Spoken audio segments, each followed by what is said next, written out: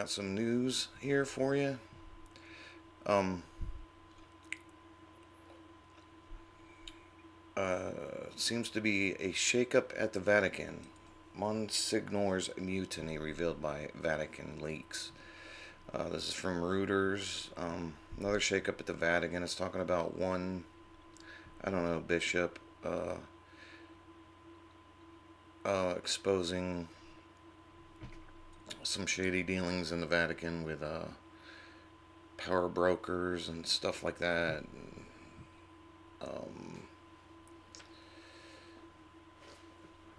What are they doing? They're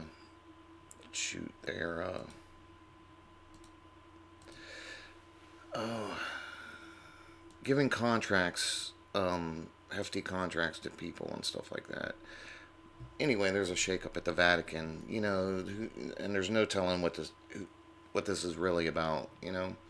Sometimes they throw their own people under the bus. Someone in Rome or Greek, I'm not sure if it was Shakespeare, did a play, and the story is they threw 3 Jesuits under the bus in order to make in the end, it's ordo ab chaos, order through chaos, to create the chaos, come in and restore the order, and look like heroes, create the problem and then solve it and look like a hero. Or maybe it's deconstructing, who knows. Now, this is interesting. Monsignor's mutiny, they called it. That basically means my lord's mutiny. I'll leave links in the description area for you. But Monsignor here at Wikipedia says is the form of address for those members of the clergy of the Catholic Church holding certain ecclesiastical honorific titles. And ecclesiastical is basically the law under ecclesiastical law.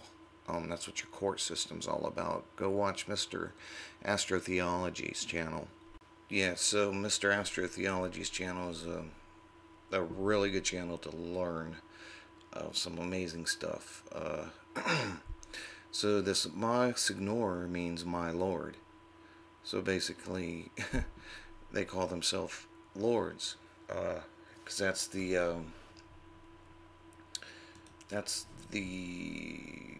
I don't know, section of Vatican cardinals called Monsignors, I think. Monsignors, my lord, and they are the landlords. They do own everything. Technically, by law, they have done this. Mr. Astrotheology, go watch his channel.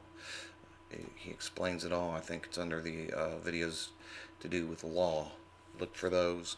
I think I have some in my favorite section as well. So,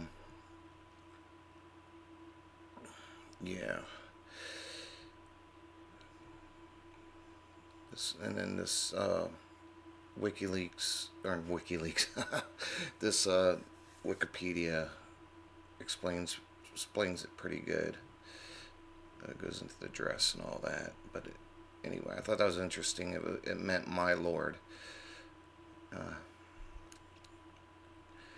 And then, speaking of the Vatican, we have what looks to be a cardinal walking in with Nicki Minaj. Okay, the one that flipped the bird at the Super Bowl, that had all the symbology. Looks like she's flipping the bird here almost. I can't be sure, but either that's some strong, heavy symbology, or that is a real cardinal from the Vatican. Okay, with the fish hat. If you don't know, you turn him sideways. That hat has a mouth-like opening, and if you were to put an eye here, it would look like a fish, and that's what the priest of Dagon, I believe it was, used to wear back in ancient times.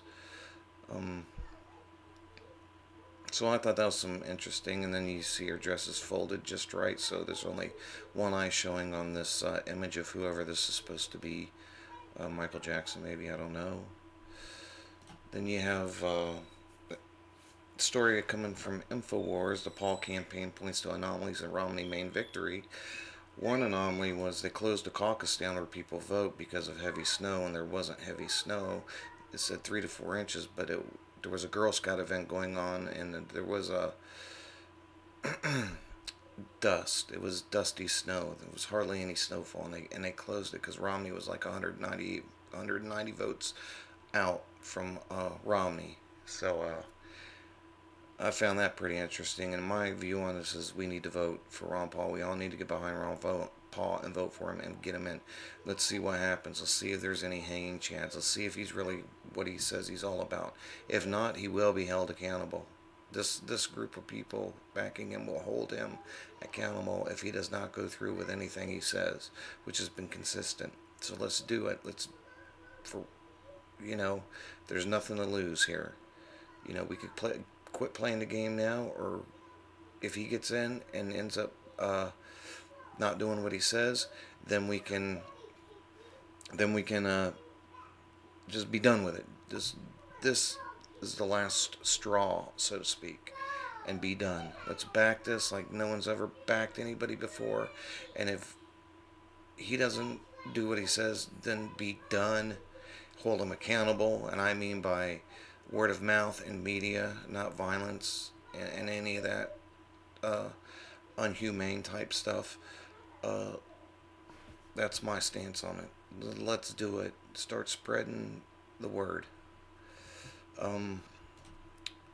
Little article on cyborg technology. A famed British scientist is talking about merging man with machine, which I've talked about before. That's, I think, what Lady Gaga's Born This Way is all about. This may be why famous people are having their bodies frozen and their brains frozen. So this is a link will be in the description area. And the last one here is pretty interesting. It says, how your cat is making you crazy.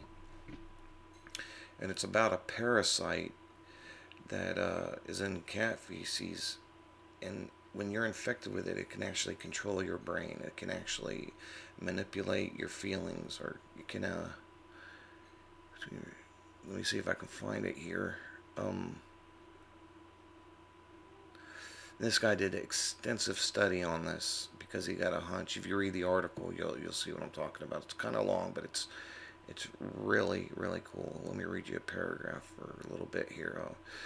Psychedelic as his claims may sound, many researchers, including such big names in neuroscientist Stanford's Robert Sapolsky, think he could well be onto something.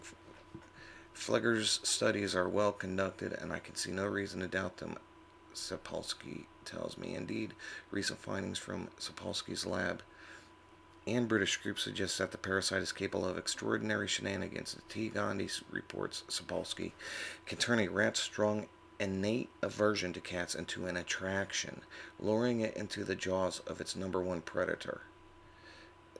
And this is just crazy. And the virus is kind of like a vampire. It'll spread through mucus. Once you're bit by something with it, you're infected, which is, it's really crazy. And so what my question is from this whole article, it's just talking about cats, but what about other animals? I know dog feces has parasites in it because when I started gardening, I asked if I have dogs, so I asked if I could use the dog stuff for fertilizer, and I was told I couldn't because it had a parasite in it. So who knows? Who knows where did this whole owning a pet thing come into these most cultures?